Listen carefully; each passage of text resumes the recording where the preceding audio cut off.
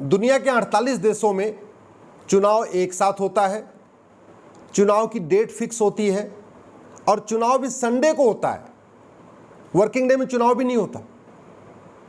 और जैसे चुनाव होता है अगले 4 साल के बाद चुनाव कब होगा या 5 साल के बाद चुनाव कब होगा उसकी डेट फिक्स हो जाती है।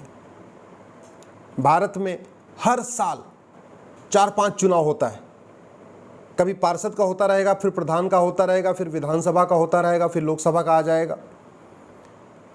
पता चला पहले यूपी में हो रहा है, फिर बगल में हरियाणा में शुरू हो गया, फिर बगल में दिल्ली में शुरू हो गया। तो सामान्यतया जितने मंत्री हैं, मुख्यमंत्री हैं, पॉलिटिकल पार्टियों के मुखिया हैं, वो पूरे 5 साल लगातार केवल और केवल चुनाव में ही व्यस्त रहते। ज़्यादातर इसमें लोग सांसद और विधायक हैं। तो कौन कहे वो संसद और विधानसभा में बैठ के अच्छा कानून बनाए, वो दिन रात केवल और केवल चुनाव कैसे जीता जाए इस पे अपना ध्यान लगा के रखते हैं। इसलिए मैं नहीं कहता हूँ कि भारत में एक देश एक चुनाव संहिता लागू करना ज़रूरी है। 1 nation 1 election code, uniform election code यानी समान चुनाव संहिता बहुत ज़रूरी है लागू करना। हमारे देश में पूरा का पूरा जो सरकार है, गवर्नेंस का सिस्टम है, वो पॉलिटिकल पार्टी चलाती है। पॉलिटिकल पार्टी टिकट बांटती है, पॉलिटिकल पार्टी तय करती है कौन सांसद बनेगा, कौन विधायक बनेगा, पॉलिटिकल पार्टी तय करती है कौन पार्षद बनेगा, कौन प्रधान बनेगा, पॉलिटिकल पार्टी तय करती है कौन मुख्यमंत्री बनेगा, पॉलिटिकल पार्टी तय करती है कौन प्रधानमंत्री बनेगा, कौन राष्ट्रपति बनेगा, कौन गवर्नर बनेगा। लेकिन पॉलिटिकल पार्टी कैसे चलेगी उसके लिए कोई नियम कानूनी नहीं है। पॉलिटिकल पार्टियां बेलगाम है। आज तक पार्लियामेंट में पॉलिटिकल पार्टियों को कंट्रोल करने के लिए, पॉलिटिकल पार्टियों को रेगुलेट करने के लिए कोई कानून ही नहीं बना। इसी तरीके से पॉलिटिकल पार्टियां आरटीआई के दायरे में नहीं है, सब आरटीआई के दायरे में है। लेकिन पॉलिटिकल पार्टी जो अपने आप में एक पब्लिक अथॉरिटी है, इतना बड़ा काम है। अल्टीमेटली जो सरकार बनती है वो करती क्या है? मैनिफेस्टो को लागू करती है। मैनिफेस्टो कौन बनाता है? Political party. तो पॉलिटिकल पार्टी के द्वारा बनाया गया मैनिफेस्टो 5 साल तक सरकार लागू करती है। लेकिन पॉलिटिकल पार्टियां, सरकारी विभाग आरटीआई के दायरे में है, लेकिन सरकारी विभाग जो मैनिफेस्टो जिसका लागू करते हैं यानी पॉलिटिकल पार्टी, वो आरटीआई के दायरे में नहीं है। इस पर एक मेरी पीआईएल चल रही है सुप्रीम कोर्ट में। पॉलिटिकल पार्टियों के लिए 2000 रुपये से ज़्यादा कैश लेना और 2000 रुपये से ज़्यादा कैश खर्च करना, ये बंद होना चाहिए। ये जब तक कैश लेन देन वाला सिस्टम बंद नहीं होगा पॉलिटिकल पार्टियों के लिए, तब तक जो पॉलिटिकल करप्शन है ना, राजनीतिक भ्रष्टाचार, वो बंद नहीं होगा। इसलिए मैं कह रहा हूँ पॉलिटिकल पार्टियों के लिए बैन होना चाहिए कि न वो 2000 रुपये से, एक व्यक्ति से 2000 रुपये ज़्यादा कैश ले सकती हैं, न किसी भी काम पे 2000 रुपये से ज़्यादा कैश खर्च करती हैं। करोड़ों रुपए दिखा देती हैं कि हमने कैश में खर्च कर दिया, राजनीतिक रैलियों में, इसमें उसमें खर्च करती हैं। 10 करोड़ दिखाती हैं, 5 करोड़, 2 करोड़। इसलिए 100% बैन होना चाहिए। केवल डिजिटल ट्रांजैक्शन, आज की डेट में जब आम जनता डिजिटल ट्रांजैक्शन कर रही है, इवन किसान मजदूर डिजिटल ट्रांजैक्शन कर रहे हैं, गोलगप्पे वाला डिजिटल ट्रांजैक्शन कर रहा है, तो पॉलिटिकल पार्टियां डिजिटल ट्रांजैक्शन क्यों नहीं कर सकती है? पॉलिटिकल पार्टियों की सीएजी ऑडिट अनिवार्य होनी चाहिए। पॉलिटिकल पार्टी पब्लिक अथॉरिटी है, उसको ज़मीन मिलती है, उसको फ्री एयर टाइम मिलता है, दूरदर्शन के ऊपर टैक्स में छूट मिलती है, बहुत सारे बेनिफिट मिलते हैं। इसलिए पॉलिटिकल पार्टियों की सीएजी की ऑडिट ज़रूरी होनी चाहिए। पॉलिटिकल पार्टियों, एक व्यक्ति के लिए एक से ज़्यादा चुनाव लड़ने पे प्रतिबंध भी होना चाहिए, ये नियम होना चाहिए।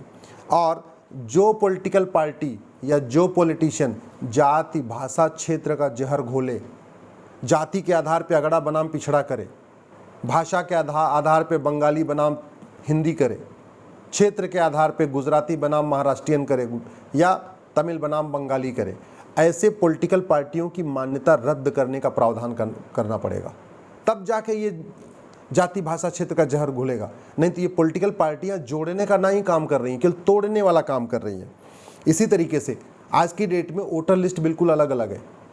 एक वोटर लिस्ट है पार्षद प्रधान वाली, एक वोटर लिस्ट है विधानसभा चुनाव वाली, एक वोटर लिस्ट है लोकसभा की चुनाव की।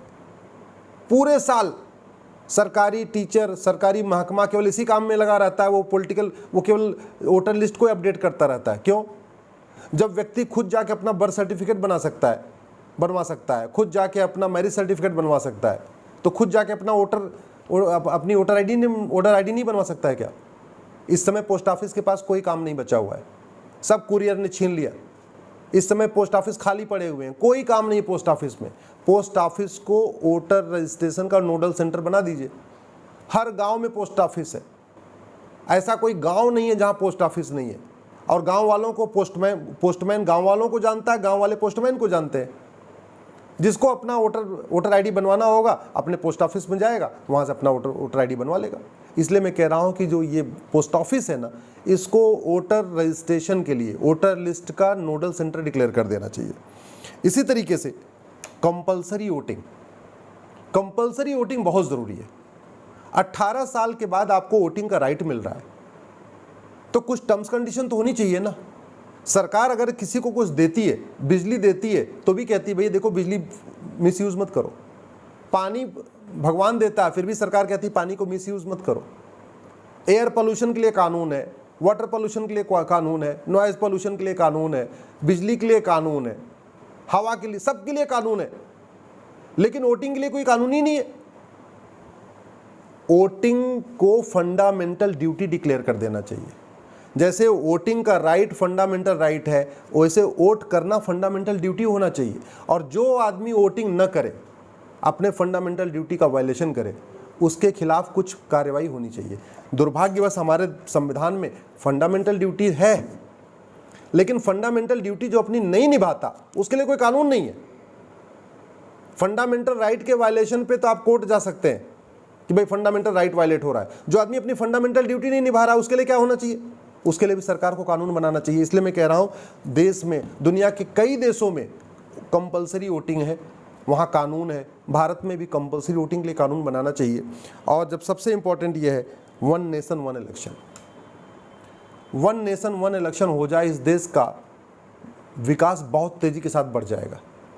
अभी पूरे के पूरे 5 साल पॉलिटिकल पार्टी चुनाव के मूड में रहती है। आधे से ज़्यादा सांसद और विधायक वो संसद में नहीं आते। उनकी अटेंडेंस किसी की 10% है, किसी की 20% है, किसी की 30% है। वो पूरे साल केवल और केवल जगह जगह जा रहे हैं, अपना संगठन बना रहे हैं, संगठन को बड़ा कर रहे हैं, संगठन को बढ़ा रहे हैं। पता चला SC ST का सम्मेलन है तो फिर इसका सम्मेलन है, तो युवा का सम्मेलन है, तो महिलाओं का सम्मेलन। उस दिन पूरे टाइम में सम्मेलन ही कर रहे हैं, संसद विधानसभा नहीं आ रहे हैं, केवल सम्मेलन कर रहे हैं। इसलिए मैं कहता हूं कि इस देश में one nation one election code की ज़रूरत है।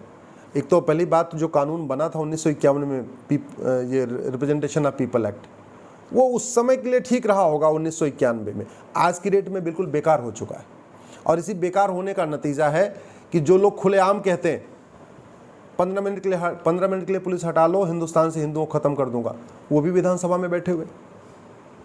जो कहते हैं कि हम मार देंगे, पुलिस हटा लो, ये कर देंगे, वो कर देंगे, वो पार्टी के मुखिया बन के बैठे हुए। बहुत सारे लोग जो करप्शन के केसेस में फंसे हुए हैं, वो पार्टी के पदाधिकारी बन के बैठे हुए हैं और पार्टी अध्यक्ष बन के बैठे हुए। हमारे चूँकि ये कानून नहीं है, कानून अच्छा हो जाए, राजनीति साफ हो जाए, पॉलिटिकल पार्टियों का एक कंट्रोल हो जाए, पॉलिटिकल पार्टियों को काम करने की एक्टिविटी एक कंट्रोल हो जाए, तो बहुत बड़ा बदलाव हो जाएगा। अच्छे लोग राजनीति में आना शुरू कर देंगे। आज की डेट में तो राजनीति मतलब गंदगी हो गई है, और राजनीति सबसे ज़्यादा फायदेमंद धंधा हो गया है।